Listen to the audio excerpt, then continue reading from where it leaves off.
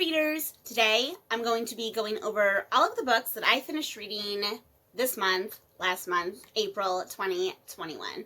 I finished 6 books last month, 5 physical books, and 1 e-book. Before we jump in, my name is Chris. I do weekly book reviews, book box unboxing videos, and all sorts of bookish stuff. So I just want to say that my channel has really started growing this year, and even though I'm just a small booktuber, I really just want to say thank you really quick to everyone that's been watching my videos, giving me thumbs up, and letting me know what you like. So I will be continuing to ask you what you want to see, your feedback. I'm not just here to share, I'm also here to learn and grow. Hopefully we can do that together. So let me jump in with the first book that I finished this month, which was Pet Sematary by Stephen King. Pet Sematary is the story of, our main character is a man named Lou Creed. Lou, he has a wife and 2 young children, a boy and a girl. And they have just recently moved to a new home in upstate Maine, where Lou has gotten a new job as a doctor at a local university. So when they first get to this house, it's like, oh my God, it's this beautiful new house. It's kind of in the woods, and this house sits on what seems at first like a quiet country road. But actually, it turns out that this road is a very big trucking route. So they very quickly learn that there are tons of 18-wheelers and big trucks that are constantly going up and down the road, which makes it very dangerous for their children. And they also have a pet cat named Church, short for Winston Churchill. So they get settled into their new house, and their new neighbor is this old man named Judd Crandall. And Judd says, hey, Lou Creed and family, did you know that there is a pet cemetery in your backyard? I'll show it to you. So Lou decides, okay, sure, why not? So he lets Judd take him and his family on a little walk through their backyard into the woods and to this pet cemetery. And of course, the kids are kind of like freaked out a little bit by it, like, oh my God, we don't want our cat to die, blah, blah, blah, blah, blah. And it turns out that not only is there a pet cemetery back up there in the woods behind their house, but there's actually something else that's a little bit more dark and sinister. That's all I'm going to say without giving away any spoilers. Now, I have been on a journey to read all of Stephen King's books by publication date. Started with Carrie, now I'm up to Pet Sematary, which was released in the 80s. And if you've read a lot of Stephen King, you will know that his books range from, very scary and terrifying to thrillers, supernatural, real life. He kind of has a little bit of a range. And to me, I think that Pet Sematary is probably one of the most horrifying books that I've read by him so far. And the reason that it's so horrifying is it's not because of the supernatural things that happen. It's more like the actions of Lou Creed and what he does, to me, is absolutely horrifying. I can't go into too many details without giving away spoilers, but if you're familiar with this story, if you've seen the movie and you know what happens, you know what I'm talking about. The second half of the book, so the first half of the book is like all set up, and then all of a sudden the second half jumps to, it's like 3 to 6 months in the future, and something really horrible has happened to Lou and his family. And how he deals with that pain and grief and what he goes through to try and fix it is truly horrifying. So yeah, this book was very creepy. Definitely one of the more creepy and horrifying King books that I've read. So if you are someone who is not into that stuff, I would say definitely skip this one. But if you are someone that loves that stuff, then this book is for you. So next, I'm going to talk about the other Stephen King book that I finished, which was Cycle of the Werewolf. Now, as you can see, this is a very short book, and it's actually illustrated. So the setup is that this book goes through the 12 months of the year, 1 year, in this town called Tarker's Mill. And this town is being terrorized by this werewolf. So we start out in January. We meet someone in the town. We're first introduced to Tarker's Mill and some of the people that live there, and a man gets attacked and killed by a werewolf. As the story goes on throughout the months, we get to meet more of the townspeople. We get to see more of the werewolf, and it starts to become obvious that the werewolf is actually someone in the town. It's a townsperson.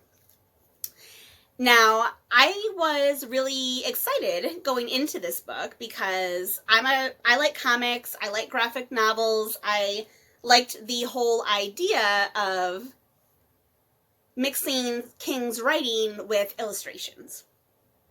And when the book starts to hint that the werewolf is someone in town, I thought that I was super, super smart for figuring out early on who the werewolf was. But by the time we get to July, like July, August, it might have even been earlier, it's pretty obvious who the werewolf is. So I found that a little bit disappointing. I think that the story would have been served better if they had kept the secret of who the werewolf was till the end. But because they give it away so early, the story becomes not about who the werewolf is. The story becomes about how are we going to kill and defeat the werewolf. So I guess what I'm trying to say is I was a little disappointed by this read. I had very high expectations. It turned into something, instead of a whodunit mystery, it just became a kind of generic, oh, we gotta defeat the werewolf. And I feel like I've read that story already a million times, and it wasn't anything new. So again, I'm glad that I read it as part of my Stephen King journey, but I don't see myself revisiting it anytime soon. Next, I'm going to move on to all the fantasy books that I've read this month, which has been a bunch, starting with Shadow and Bone. Now, I've already talked about Shadow and Bone quite a lot. I had a whole non-spoiler discussion that I did. I will link that above. And then because we had the Shadow and Bone Netflix show come out, I did a breakdown on the Netflix show versus the book. I'll link that above or maybe in the description box. So I don't really know what else I can say about Shadow and Bone that I haven't already said, but I will just, I guess, reiterate the fact that I think that Shadow and Bone is a good first step into what is a greater fantasy world. My biggest problem with Shadow and Bone was the main character, Alina. She's just a very generic, blank slate, white, YA female protagonist. We don't really know anything about her in Shadow and Bone. I think a little bit later on in the series, she starts to get a little bit more developed, but as of this book, that has not happened.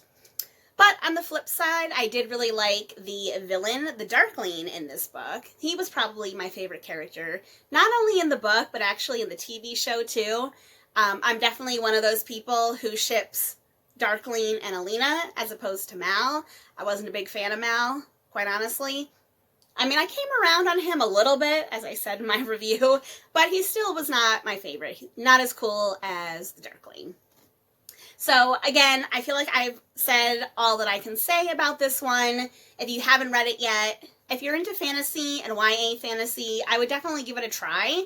And knowing that it is the first book in a series, and like a lot of series, it does get better later on. All right, next I am happy to talk about some books that I finished very, very recently, just before this video, starting with The Dragon Republic. So this is the second book in the Poppy Wars series, and again, I did do a 1-minute non-spoiler review for the Poppy War. I will link that above if you're interested. But now, basically, we have a sequel where our main character, Rin, has to deal with the fallout and the repercussions of all the decisions that she made in book 1. And if you haven't read book 1, a lot of the decisions that Rin made were very crazy. I don't even know how else to say it. Like, she basically set off like a nuclear bomb, in a way, a magical nuclear bomb, like killing a lot of people, and she's got to deal with that. And in the beginning of the book, through the first like 5 or 6 chapters, she really doesn't deal with it. She is self-medicating. She just kind of doesn't care about anyone. She doesn't even care about herself. She's just drifting through life. And then eventually, of course, stuff starts to happen that forces her to actually come to terms with what she did and deal with it. I continue to think that Rin is like one of my favorite female protagonists, like, in recent years, because she is so flawed, she is so messed up, she's angry all the time, she's violent, like, most of the time she's not even a nice person, but underneath all of that, like, she's not, like, an evil person. Like, she still wants to save her country, wants to save the people in her country, and wants to do the right thing, even if she doesn't know what the right thing is. Now, I've heard some people complain about this book being a little bit slow, and I can understand that because there is definitely a lot of time in between the big action scenes in this book. But for me personally, I felt like that downtime really allowed some further character development, not only for Rin, but some of the people around her. And I feel like that was needed because Rin is such a messed up character and she's dealing with so many things mentally, emotionally, spiritually. I feel like she needed that time and that development before having to go through these big battles and stuff. That's just my opinion personally. Some people only want, the big actiony things, so that would be up to you to decide. But if you liked the Poppy War at all, definitely keep going. The Dragon Republic, the ending, again, at this one was another big ending that's gonna change things for the future. I can't wait to see what happens in the third one. And this is one of those series that I'm going to be sad when it's over because I don't want it to end, ever. Don't end, please. Write more. Please. And next I have Artemis Fowl, The Eternity Code. So the Artemis Fowl series is another series that I started in the beginning of the year. I'm trying to read 1 book a month. This is the 3rd book in the series, so I am almost on track. Almost. I should be 4 books in, but I'm 3 books in. Anyway, so in this version of the Artemis Fowl, well, I guess I should say, if you're not familiar with this series, basically it's about a 12-year-old boy who is a self-proclaimed criminal genius mastermind. So Artemis is basically supposed to be like the smartest kid on the planet, and up until this point, he has used his smarts to basically steal money for his family. He does criminal activity, basically. But early on in the Artemis Fowl series, he discovers that there is a whole world of fairies and magical creatures living beneath the Earth's surface. So in book 1, he comes up with this elaborate heist to steal gold from the fairies. In book 2, he kind of has to go to the fairies for help to help him try and get his father back. And now in book 3, he again needs help from the fairies because in this one, he has a human villain. So there was no villain in book 1. In book 2, there was a fairy villain, and now he has a human villain. It's this man named John Spiro, and he is Artemis's biggest rival in terms of creating technology and having money and all this stuff. And the first scene in the book, the first chapter, we meet John Spiro because Artemis has taken him out to lunch to tell him about his new creation, the Sea Cube. And right away, John Spiro outsmarts Artemis, steals his cube, tries to kill his bodyguard, Butler, and runs off.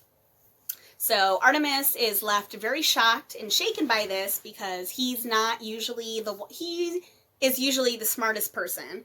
He's not used to someone else being smarter than him and outsmarting him. So I really liked that Artemis had a really good foil in this book, someone that he had to outsmart. And he goes to the fairies for help, again, like he did in the previous book, but this time there are some stipulations to their help. This time they say if they do help him, then at the end of this mission, they're going to wipe his mind and make sure that he forgets about all the fairy people for good. So Artemis has to decide if he wants to go through with that, how he's going to go through with that, and then it turns into this big, typical Artemis Fowl adventure. Again, I really liked this installment. I feel like I liked this one actually better than the previous one, the Arctic Incident. Just because I thought that John Spiro was a really great villain for Artemis, and I liked, again, there is a character named Juliet who did not have a big role. She had a very small role in the first book, no role in the second book, but a very, very big role in this one, and I really liked seeing that. So again, Artemis Fowl, I liked it. I can't wait to see where this series goes based on how everything ended in this book. And finally, that brings me to the ebook that I read, or finished reading this month, which was Small Magic by Terry Brooks. Now, I just posted a non-spoiler review for this book earlier in the week. I will link that above. Again, I don't know what else I can say about this book that I haven't already said, but if you didn't watch that video, I will say that this book, Small Magic, is very much meant for people who are fans of Terry Brooks. I could tell both through the way the stories were written and what Terry Brooks said in his introduction that that book is for the fans. It is for the fans of his other works, like the Shannara Chronicles, The Magical Kingdom of Landover, The Word in the Void. So if you have not read a lot of his books, or if you're someone like me who has not read any of his books, this book is not really for you. Yes, you can absolutely get some enjoyment out of it. Yes, you can absolutely understand the stories, but when you are connected with characters and places and things, like, that's what makes stories special. And if you don't know any of his previous works, you're going to be missing that. And I feel like that's an important piece of the puzzle that you need to have to fully enjoy Small Magic. That'd be like, if anyone is fans of, like, the Shadowhunter world, if you were to read, like, the Bane Chronicles or Tales from the Shadowhunter Academy, but you had never read any other Shadowhunter books, you would have no idea, like, the context behind any of those short stories. So that's my thoughts about Small Magic. Again, I went into a little bit more depth on a couple different of the short stories in there, if you want to check that out. Anyway, as you can tell, I read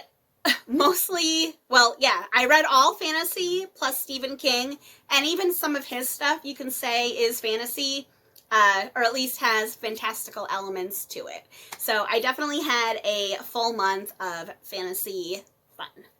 If you like this video, please give it a thumbs up. If you're not already, please subscribe to my channel. I do new videos Sunday, Wednesday, sometimes on Friday. All right, everyone, happy reading. End credit scene. I've got a Sleepy Jack here. Wanted to say hello. Can you say hi to everyone, Jack?